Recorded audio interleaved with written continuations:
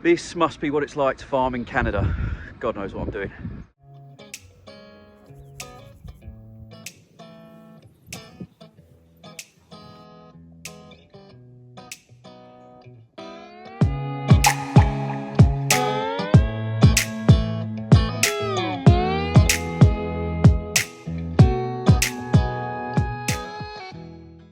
Hello and welcome back to another episode of the Essex Allotment Farm. My name is Alex and I'm a vegetable grower here in Essex. Jumped on the farm today just to give you a bit of an update. I'll show you some pictures of now in this next little bit around what's been happening in the last couple of days and why I haven't really got anything done, hence the reason I haven't really vlogged.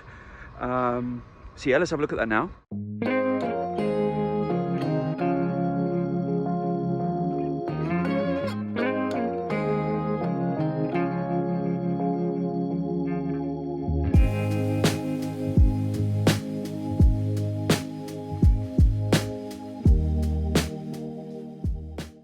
The great news is, although it's only temporary because it's frozen, it's the first time I've been to the farm in about 2 months and my feet haven't sunk into the wet soggy soil.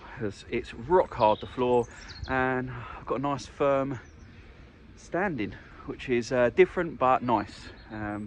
So I'm going to take the opportunity where I can get around the farm nice and easy to just take stock of where I am, what we're up to, and at the top of the field there's some exciting news which I'll show you. I'm just walking up to the top of the field now to show you the exciting news. It's getting a massive build up considering it's pretty basic, but I'm excited about it, and if you've been following my journey for a while you'll know why I'm excited about it. But stick around if you're interested in edible flowers, because I'm going to pop in the shed in a minute after I've showed you this and talk to you about what edible flowers I'll be growing this season to supplement some of my veg boxes, salad bags, microgreens and stuff like that. But yeah, just walking to the top of the field now. So those of you that are familiar with my story will know I've got 2 blocks built so far, fenced around the edge, 10 beds in each block, plus 2 perennial beds, and I need about 55 beds in total to service my veg box service this year. Hence the reason I've got then space for the next 2 blocks here, or 3 blocks should I say, tarpaulined over, and the wind's blown it slightly over the next last couple of days. I was obviously hoping to have these blocks built by now, as long as they're built by spring. It won't be a problem, so my early crops are in. I've got space for loads more early crops and I can continue to build the beds as and when I need them. And you know, as soon as the weather starts to warm up and the ground becomes workable, I can start building these beds, and they don't actually take that long to build. However, what stopped me and prevented me from doing it so far is the access to this field via the bottom corner down there. In the distance over there, you can just about make out my car, sorry if it's a bit windy, has been limited because of the amount of weather and water we've been having. And you would know that if you followed my vlogs, because I've done nothing but moan about it for the last 2 months really. Well, the good news is that because snow brings frost hardens the ground, and as I alluded to a couple of minutes ago, underfloor is really hard. The tractors and dump trucks that are dropping off my manure and compost have managed to get into the field, and at the end of where my tarpaulin is, which is where I'm stood right now, has managed to dump me this. Look at that.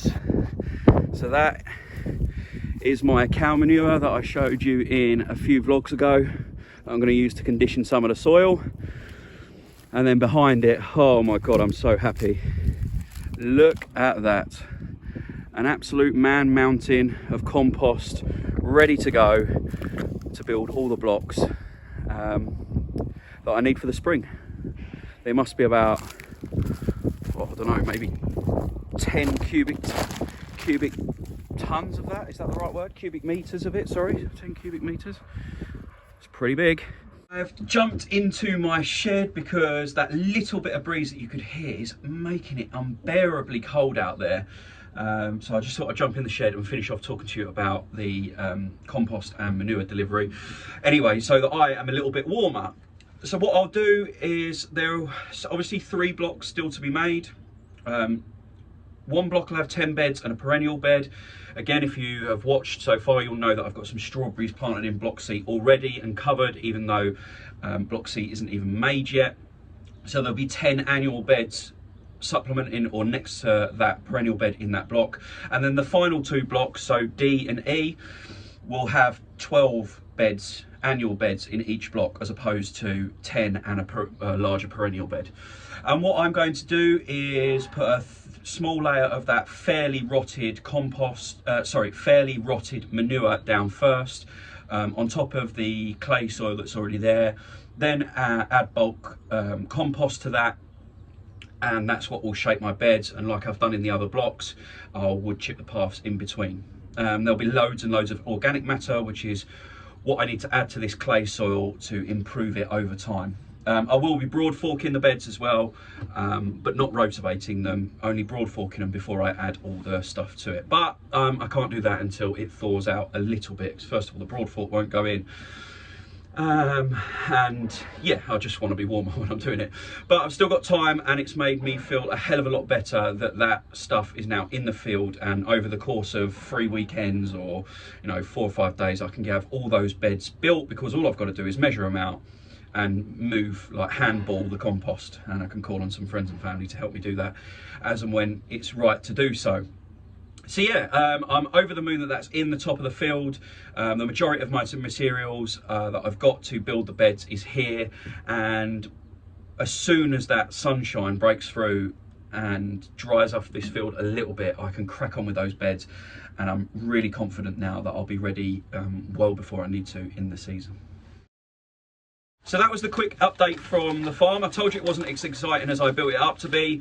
However, what I will share with you now, just finally in this video, is what cut flowers or edible flowers that I'm growing this season. So I jumped onto Premier Seeds because I realised I'd got no flowers or edible flowers to grow this season at all, and I absolutely love sweet peas, so I'll be obviously not for eating, you can't eat sweet peas. I'll be growing some of those, and I'm trying this sort of what they call the knee-high mixture, so I haven't got to build a structure for it to grow up.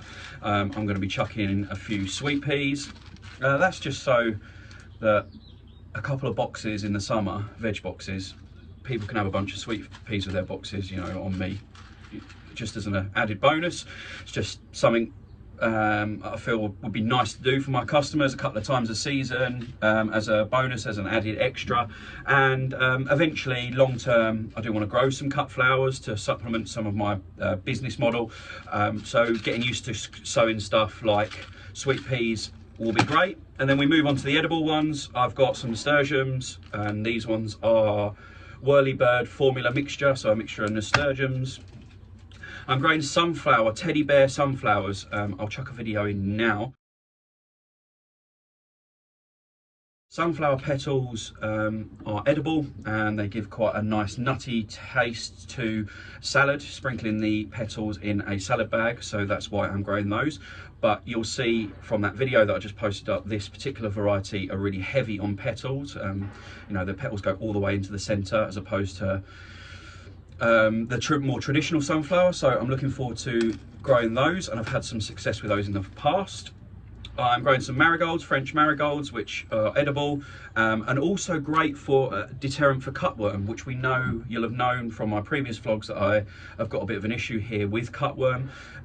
There's a natural deterrent for cutworm, so they'll be going in some of my beds, like salad beds, or the ends of the beds and around the perimeter of the fencing and stuff like that, to try and deter as much cutworm as possible. And then last in this little lineup is some pansies. You can eat pansy flowers, and the seeds that I already had was viola, so I've got some viola flower seeds to sow as well. So they'll all be going in the next few weeks.